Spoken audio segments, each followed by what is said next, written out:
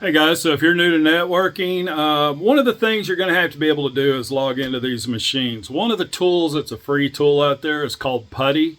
PuTTY. Not that kind of putty. This PuTTY. And it's basically a terminal emulator, and using PuTTY you can remote in to your different devices. I'm going to be going over all that here. It is a free download, and you just go to it, log it, download it onto your computer, and I'll show you all that in this video. Please stick around to the end. As always, please click on the like, subscribe, leave me any comments, and share with your friends. We'll get started as soon as we roll the intro.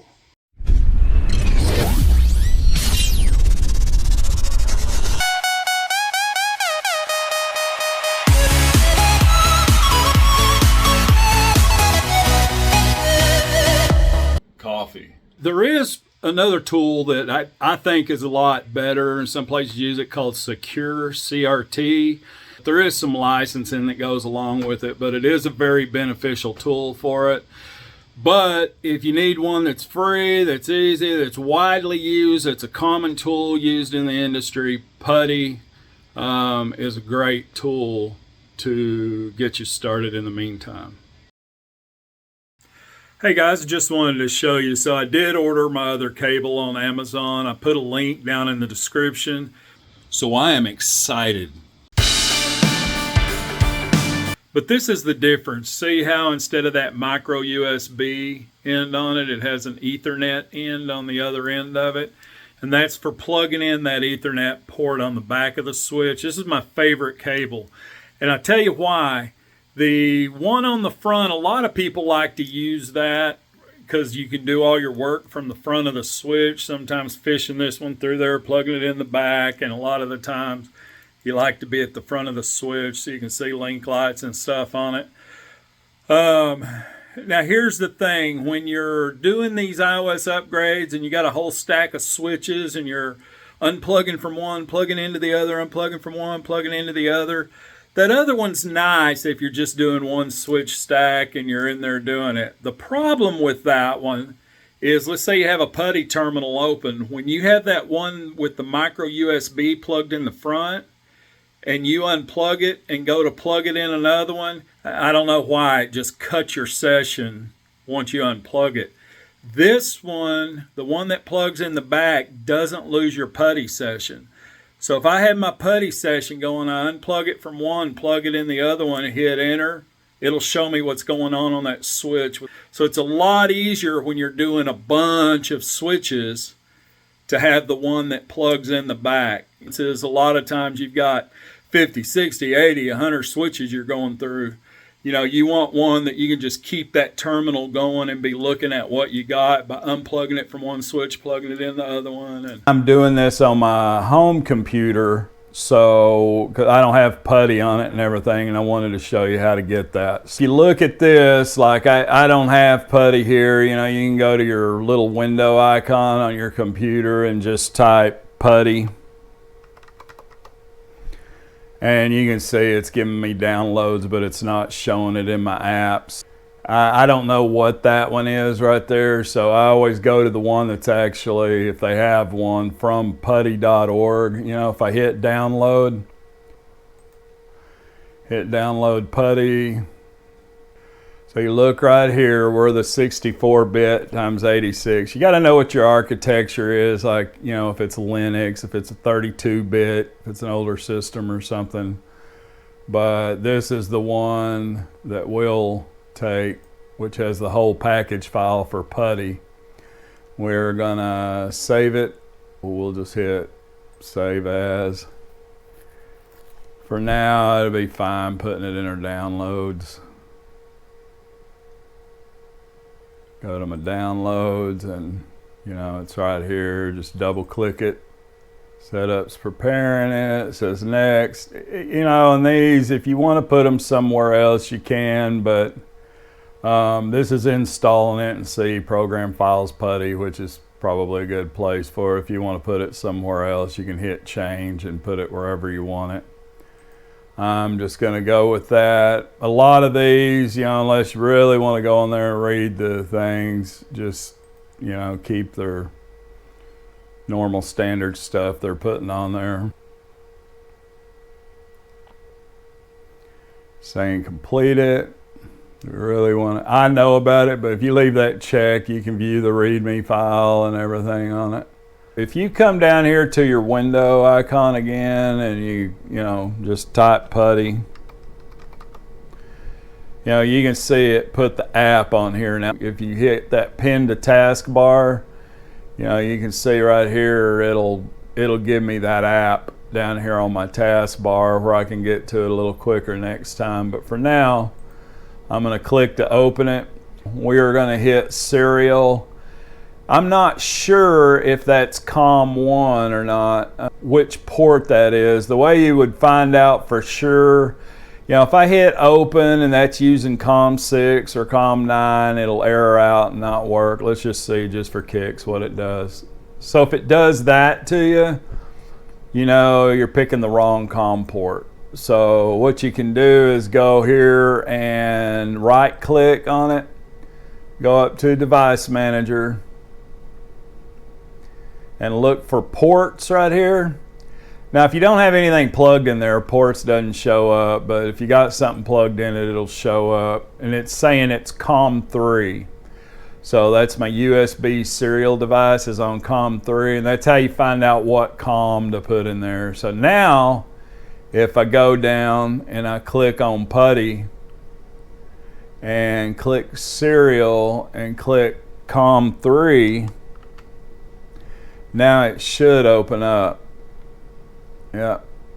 All right, guys. So I wanted to show you a little bit about the settings in PuTTY. So, one thing I would do, it's real good to do, we always think everything's going to work perfect, but when something goes wrong, sometimes your upper tier managers want to see the logs, your PuTTY logs. So it's always a good idea to go wherever you want to save them. I'll usually go into documents or something and create a folder. Like I've got my documents open, I'm going to hit new folder and see how it gives a name there, and you may just want to name it PuTTY logs or something. It's just going to be a place you can save the logs. Let's say I'm going to set my serial settings where they're going to do stuff. So that's what you would do on the sessions, and just go down these. It's real good to kind of play with these and see what you're going to see where you're going to set stuff. So the log file name is PuTTY.log. All right, so I want to talk a little bit about the logs. Okay, so in this logging area, I had you create that folder in your documents folder for PuTTY logs. So what you're going to do here is browse to that folder you saved. Double click on that. That's where you want to save them at. So if you see it, put that whole name here. Now at the end of that, what you can do is, you see it's putting it in PuTTY logs, and right now it would name it PuTTY.log. What you can do is click right before that, it's called a whack, but that back space, go right after it, right before PuTTY.log. I always do this on mine. Like you can put year, month, date, you can put H for host name. So I like to always do that so these logs are easy to find. Sometimes things go wrong and you need smarter people than yourself to get involved, and always kind of try to plan on that. So you can see right here, it tells you the syntax for adding that, and the ampersand, whatever you're doing, the initial for that, and put a comma. So I always, especially when I'm doing this for work, I'll always go ampersand H, comma. Usually I'll go the year, month, and date. So I'll go ampersand year, comma, ampersand month, comma, and ampersand D for the day. And than have it at the end of it. Now I did mess up right here. I used a small Y accidentally. That does have to be capitalized or it won't work right. So anyway, so now it's going to give me, you know, the year, the month, the date, and the host name of the device I'm working on. That way it's easy for me to go back into my logs and look at what's there on it. So, and then it'll say such and such host, this date, PuTTY.log on it.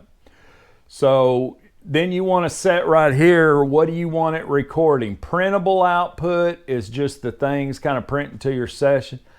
I always choose, especially for work, all session output. You know, that way they can see everything you were typing, the logs, the return, stuff like that. Some people choose to go printable output. I found all session output does a lot better job on it. For this right here, you know, let's say you've logged in the machine and then you're going to log in it a second time. Do you want it to overwrite that file? Some people do that. I don't like to do that because sometimes I'm having to log in a machine 2 or 3 times going in and out of it. And I don't want to erase my logs because if a mistake happens and I don't realize it till later, I want to be able to see the whole end of it. So I always have it. You could go always append to the end of it and it'll just put it at the end, but I don't want it to do that forever. So I just always say ask the user every time. Omit known password fields. I always check that. You don't want it putting passwords and stuff like that that you're typing in it. So your windows are one that's pretty good to do. Now I always, it's defaulted at like 80 and 24. I always kind of set this to 95 and 30. You know, it makes it a little wider and a little bigger, and sometimes I even have to just drag the edge of the screen and make it a little bigger, but that's pretty good default window that's not taking over my own screen.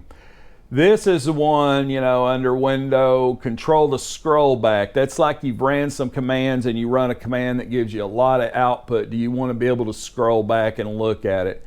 By default, PuTTY sets this to 2,000. I always put another 0 and make it 20,000 because I do that a lot. If you do a show run, you'll be scrolling back and you can't hit back to the beginning of what you're looking at, and that's frustrating. Now appearance, when you go into here, your cursor is default to block. You can make it like a little underline thing where your cursor is, where you're going to be typing, or you can make it blink so it kind of sticks out to you where your cursor is. I just kind of leave that default. It's defaulted to 10 point on the font size setting. If you need that to be a little bit bigger, you know, you just go in here, mark change, and you can set it. Translation, most of what we use, if you're doing stuff in another country, you may want to change this. I mean, there's a lot of different things you can set that to depending on, you know, if you're doing any coding or anything like that. UTF-8 for networking usually works fine. In your colors selection here, I mean, you can come right here and you can make this, if you want it to look like matrix with a green, you know, you got default foreground, bold background, your text, your color. So you can make your background be black and your text be green. All right, so anyway, so if you were wanting to change, like, let's say the text, let's say right now it's a black background and you want to modify your color, I mean, you can even click this and you can choose any colors if you want to. One thing you probably do want to look at, your SSH sections. Like, I know if you're using, some people may have SSH1 on there. If you do, then you want to check this. Like, a lot of places use SSH2, most of them, so. Serial connection, that's when you're consoling in a machine. Now this is kind of important. On there, you can have this default. If you notice the cable you're plugging in always picks COM6, COM3. You can default this to where it's defaulting to whatever you want it to, but I just leave that and change it myself. Your speed, your baud rate, when you're consoling in, I can just tell you most network, even the new network equipment, if I have anything other than 9600 baud, it just doesn't work right, and you know, you'll be losing your connection. It won't log in right, it won't work right for you. So it's real important to have that be 9600, data bits be 8, stop bits be 1, your parity none, and X on off. So you may want to kind of check and make sure. So after you've got your settings, and you can just come back up here, click default settings, and you can come in here and click save. And that way your default settings when you're going into it now will use the settings that you put on it. Hey guys, as always, thank you very much for watching. We appreciate you guys tuning in, and please take a second, click on the like, subscribe, comment, leave me any comments, share with your friends, and be sure to visit the site, look at the playlist. We got a lot of neat stuff on RVs, guitar tutorials, networking, and just day in the life, all kinds of stuff. So anyway, be sure to, follow some of the links below, watch some other good videos, and we appreciate you guys, and we'll see you on the next video.